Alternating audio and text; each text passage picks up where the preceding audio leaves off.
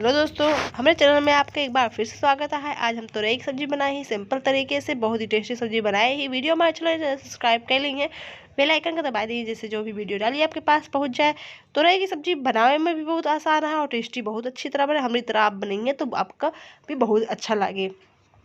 सबसे पहले कढ़ाई में तेल डाल के गर्म करें। जब तेल गर्म हो जाए तो उसमें हम मेथी ऐड करब, एक बड़ा चम्मच।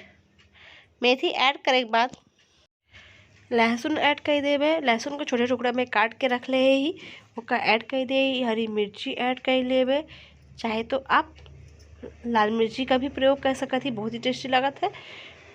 थोड़ा सा लहसुन का पक जाए देवे, फिर हम एमा आलू का काट ले ही, धुल के रखे ही छोटे टुकड़ा में आलू के काटे ही ओका ऐड कर देवे और लगातार मीडियम आंच पे चलावत हुए भुनत रहब आलू का। जब आलू का अच्छी तरह भुना लेवे तब एमा हम थोड़ा सा नमक ऐड कर देवे। नमक के सिवा कोनो मसाला नहीं ऐड करते ही। आलू देखा लाल लाल हो गया है, हम टमाटर ऐड कर लीन।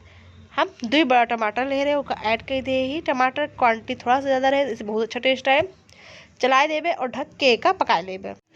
ढक दे ही हम सब्जी का। देख सकते टमाटर भी गल गया है, थोड़ा कलछुल की सहायता से फोड़ देवे टमाटर का।